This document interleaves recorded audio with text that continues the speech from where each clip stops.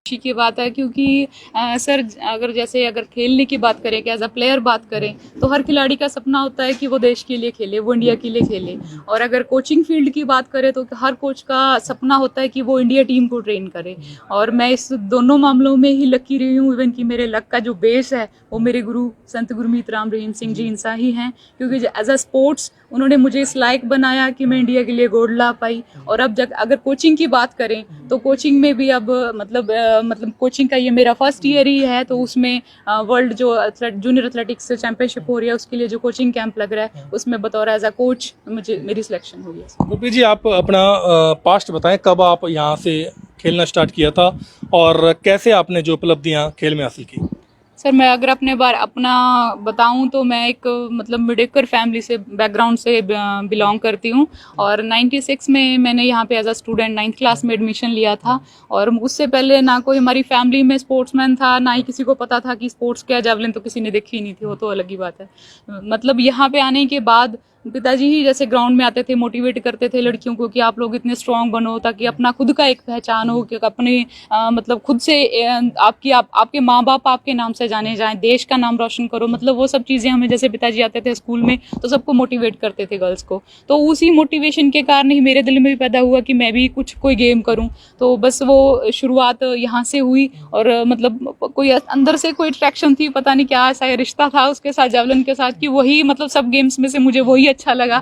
तो वो फिर पिताजी ने ही मुझे वो पकड़ना सिखाया, उसके स्टेपिंग सिखाई, कैसे उसको पकड़ना है, कैसे फेंकना है, कैसे करना है। और मैं मतलब बताना चाहूँगी आपको कि मेरी फैमिली बैकग्राउंड कोई फाइनेंशियली इतना अच्छा नहीं था, लेकिन मेरी स्पोर्ट्स का जितना भी एक्सपेंडिचर था, चाहे वो इक्विपमेंट था, चाहे बाहर खेलने जाना है उसका, मतलब जो भी डाइट, हर चीज़ मुझे पिताजी ने प्रोवाइड करवाई। दैट्स वाई मैं मतलब इंडिया के लिए गोल्ड ला पाई, देश के लिए गोल्ड ला पाई। और अगर स्पोर्ट्स अचीवमेंट्स की बात करूँ तो सर 75 नेशनल्स खेले हैं और 7 इंटरनेशनल्स, और जिसमें 6 बार इंडिया रिकॉर्ड ब्रेक किया अलग अलग टूर्नामेंट्स में। और आज इस लायक बनाया पिताजी ने कि इंडिया टीम को कुछ। मैं अगर ये कहना चाहूँ, अगर एक सिंपल लाइन में कहूँ, today and ever I can say with proud that my coach is the best coach of the world. क्योंकि उस टाइम जब हम छोटे थे, मैं जूनियर थी सर, हमें पिताजी आते ग्राउंड में मतलब बैठ के बताते कि बेटा ऐसे इस चीज़ को ऐसे फोल्ड करना है, ऐसे ये स्टेपिंग है, मतलब जो भी स्पेसिफिक टेक्निक्स होती थी वो बताते थे। तो मतलब आपको एक छोटा सा एग्जांपल देना चाहूँगी सर। मुझे जैसे जेवलिन में हमें पहले होल्ड करके हम रनवे लेते हैं, तो इंडिया में हर कोई मतलब शोल्डर के ऊपर यहाँ से पकड़ता था, होल्ड करता था। तो मुझे पिताजी ने बोला कि बेटा इधर से होल्ड किया कर। मैं जी पिताजी। तो मतलब उधर से होल्ड करना पिताजी ने सिखाया, जैसे कैरी किया। तो मेरा सब मजाक उड़ाते थे जब मैं बाहर जाती थी कि तू क्या कर रही, तू सबसे अलग कर रही है। मैं तो यही करूंगी। और आप मानोगे नहीं कि 3 महीने बाद ये फेडरेशन ने रूल बना दिया कि जो यहाँ से पकड़ेगा वो फाउल है। जिसकी प्रैक्टिस मुझे मतलब एडवांस में पिताजी ने करवा दी, बाकी सब उस वक्त फ्लैट, और मेरे को कोई फर्क ही नहीं पड़ा कि रूल चेंज हुए हैं, क्योंकि वो एडवांस में ही पिताजी ने बता दी थी। और बहुत सारी बातें ऐसे थी सर कि जैसे टेक्निकली जो मतलब गेम की, मेरे इवेंट की जेवलिन की बातें थी कि जेवलिन को बैलेंस कैसे करना है, अगर कोई पॉइंट नहीं दे रही, फाउल दे रही है, तो उसको कैसे अवॉइड करना है। तो ये चीज़ या फिर कॉम्पिटिटर कई बार वो ग्रिप हिला देते हैं, यहाँ उसका बैलेंस पॉइंट होता है। तो ये चीज़ मुझे जब मैं छोटी थी तब पिताजी ने बताई कि बेटा उसको बैलेंस कैसे करना है, ये चीज़। और मतलब एक क्यूरियोसिटी होती है ना, उसी के चलते मैंने जो इंडिया कैंप में इंडिया कोच थे उनसे, इवन कि जो फॉरेन से मतलब अब्रॉड से जैसे आते हैं, फॉरेनर कोचेज आते हैं, उनसे भी पूछी कि सर अगर ऐसा हो तो कैसे करेंगे। किसी को भी ये चीज़ पता ही नहीं थी कि कैसे करने, और वो मेरे बचपन में पिताजी ने मुझे बता दी थी। और आई एम सो प्राउड कि मैं पिताजी की ट्रेनी रही हूँ जिन्होंने इतनी अच्छी और इतनी टेक्निकल बातें। और अब अगर कोचिंग की बात करें सर, तो अब जैसे मैं डिप्लोमा कर रही थी, NIS कर रही थी, तो जैसे साइंस की मतलब कुछ मतलब फिजियोलॉजी और बहुत सारी ऐसी बातें होती हैं, मैकेनिक्स की बातें होती थी।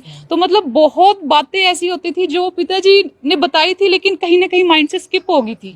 मतलब क्योंकि इतने साल 20 साल स्पोर्ट्स किया, तो बहुत सारी बातें, ह्यूमन बीइंग है, सब तो माइंड में नहीं रहती। लेकिन जैसे ही वो प्रोफेसर या मतलब साइंटिस्ट बात बताते तो एकदम से माइंड में स्ट्रक होता, हो ये तो पिताजी ने बताया था। मतलब कोचिंग मैं कहती हूँ पिताजी से बेस्ट दुनिया में कोई हो ही नहीं सकता। लोग कहते हैं, बकवास करते हैं कि भाई NIS नहीं किया तो ये नहीं है वो नहीं है, बट मैं कहती हूँ कि जिसने अगर पिताजी किसी प्लेयर को कंटिन्यू, मैं मतलब मेरा चैलेंज के साथ कह सकती हूँ कि 3 महीने लगातार कंटिन्यू प्रैक्टिस करवा दें, तो मैं मान ही नहीं सकती वो बंदा ओलंपिक का मेडल ना लेके आए। पिताजी मतलब मेरे गुरु भी रहे हैं और वो मतलब एक माँ की तरह भी उन्होंने मेरे मतलब केयर किया और मतलब पाला है मुझे हर चीज़ का, मेरे नीड का। मतलब एक होता नहीं कि एक कोच होता है उसको अपने प्लेयर की साइकोलॉजी का पता होता है कि इसमें से परफॉर्मेंस कैसे निकालनी है। तो मतलब पिताजी भी ऐसे था सर। एक छोटा सा आपको इसे बताना चाहूँगी एक वाक्य कि मेरा फर्स्ट नेशनल था सर। तो यहाँ पिताजी ने बोला कि भाई इवन कि मेरा 30.10 मीटर था फर्स्ट जो नेशनल था, स्कूल नेशनल बैंगलोर 97 में। तो मुझे जाने से पहले ऐसा बोला कि पिताजी ने कि भाई वहाँ तेरी मतलब 30 मीटर जाने चाहिए और थोड़ा सा मतलब जैसे कोच वाले उसमें कि ना गई ना तो फिर देखना। तो मैं जी पिताजी, और वहाँ गए हमें 6 थ्रोज मिलते हैं सर नेशनल पे, और मेरे 5 थ्रो हो गए और मेरी 28 पॉइंट समथिंग ऐसे लगे। और मुझे दिखे पिताजी वही शेर जैसे कि जाके बोलेंगे भी तेरी लगी क्यों नहीं, क्योंकि पिताजी कभी भी मेडल को प्रेफरेंस नहीं देते थे। और एक कोच की सबसे बड़ी क्वालिटी यही होती है कि वो अपने एथलीट की परफॉर्मेंस को मतलब प्रेफर करता, ना कि उसके मेडल को। और पिताजी ने कभी मेरे मेडल को प्रेफरेंस दी ही नहीं थी, हमेशा मेरी परफॉर्मेंस पूछते थे कि तेरी परफॉर्मेंस क्या आई है। तो उस मतलब उस नेशनल की बात करें तो मतलब 5 थ्रो हो गए तो वह पिताजी हाई लास्ट रह गया। मैं तो वापस नहीं जाने वाली अगर मेरी उतनी ना लगी तो थ्रो। और आप मानोगे मेरी लास्ट थ्रो जो थी वो 30.10 कितना होता है, सिर्फ इतना 30.10। और चलो मैं मुझे कोई पता नहीं मेरा मेडल आ गया या क्या होगा, तो बाद में जब अनाउंसमेंट हुई तो पता चला कि मेरा गोल्ड आ गया। और आप मानोगे कि जो लड़की सेकंड थी उसका 30 डेड, मतलब उसका पूरा 30, मेरा 30.10, मतलब सिर्फ इतने डिस्टेंस से मेरे इंडिया में फर्स्ट गोल्ड आया। और जो वो सेकंड आई थी लड़की वो लगातार 6 साल से चैंपियन थी, पर मुझे इस बात का पता ही नहीं था। तो जब यहाँ आए पिताजी को सारी बात बताई तो पिताजी बोले कि बेटा हमें पता था ना कि 30 मीटर में तेरा मेडल आएगा, इसलिए तो डोज दे के भेजा था। तो मतलब ऐसी बहुत सारी बातें हैं। मतलब जब मैं जूनियर थी तो पिताजी ने मुझे कभी ऐसा नहीं कहा कि बेटा डरना है बाहर जाके, बस ये याद रखो कि तुम कौन हो, भी मालिक के बच्चे, और मालिक हमेशा साथ है, मेडिटेशन करते रहो और अपने पे फोकस रखो, अपने एम पे फोकस रखो। तो मैं जूनियर थी, सीनियर नेशनल खेलने गए तो चेन्नई में हमारा SSR स्टेडियम के सामने ही मस्जिद है। तो मतलब इतना, क्योंकि वहाँ तब सिडनी ओलंपिक्स के फाइनल ट्रायल्स थे तो बहुत ज़्यादा वहाँ पे मीडिया और सब मतलब भीड़ बहुत ज़्यादा थी।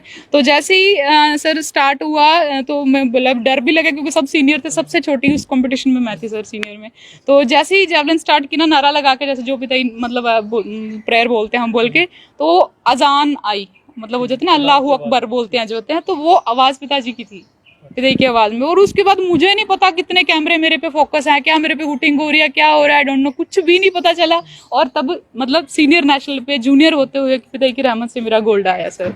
तो मतलब पिताजी ने, मतलब मैं कैसे करूं, मेरे पास वर्ड्स ही नहीं है सर जो मैं एक्सप्लेन कर सकूं कि आज मैं जो कुछ भी हूँ इसमें मेरा कुछ भी नहीं है। सारा क्रेडिट सिर्फ मेरे गुरु, मेरे कोच संत गुरमीत राम रहीम सिंह जी इंसान को जाता है, जिन्होंने मुझे पहले तो प्लेयर इस लायक बनाया, फिर वो डेडिकेशन भरी, एक गेम के लिए रिस्पेक्ट भरी, ईमानदारी भरी, वो मेहनत करने का तरीका सिखाया और आज इस लायक बनाया कि आज देश के लिए बच्चे तैयार कर सकते हैं। मैंने 20 साल में, आप मानोगे नहीं, कि जो प्लेयर होता है ना, जब उसके माइंड में क्यूरियोसिटी होती है तो वो मतलब मैंने बहुत सारे एक्सपेरिमेंट भी किए हैं। जैन रिलिजनी है, मतलब वर्ल्ड लेवल के जितने भी हैं उनसे मिली भी हूँ, उनसे मतलब इंटरव्यूज मतलब उनके देखे, उनकी टेक्निक्स देखी।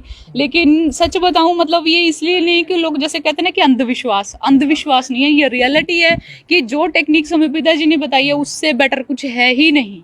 और हाँ ठीक है, उसको मॉडर्न तरीके से थोड़ा सा मतलब जैसा आज का टाइम है मतलब अकॉर्डिंग, बट बेस वही है जो पिताजी ने हमें करवाया था। तो वही चीज़ को ही मैं आगे ऑफकोर्स लेके जाऊंगी, ताकि पिताजी का भी यही सपना है कि देश का नाम रोशन हो, देश के लिए मेडल आए, और जो मेरे कोच का सपना है ऑब्वियसली वो मेरा सपना है सर। सर सिंगापुर, नेपाल और श्रीलंका, और 4-5 इंटरनेशनल यही इंडिया में हुए थे, गुवाहाटी, बना पूना, दिल्ली, और मतलब ऐसे। पता है क्या होता है, ये आज के टाइम की सबसे कहते हैं ना कि माइनस पॉइंट है। मतलब प्लेयर हर कोई शॉर्टकट चाहता है, उसको तक कि मैं जल्दी परफॉर्मेंस दे दूं, उस चक्कर में वो अपने शरीर के साथ ही खिलवाड़ कर बैठता है, उसको पता ही नहीं होता। ठीक है, स्टेरॉइड से आप एक बार परफॉर्मेंस दे देंगे, एक बार आप स्टार बन जाएंगे, लेकिन उसके बाद आपको लाइफ भी तो लीड करनी है।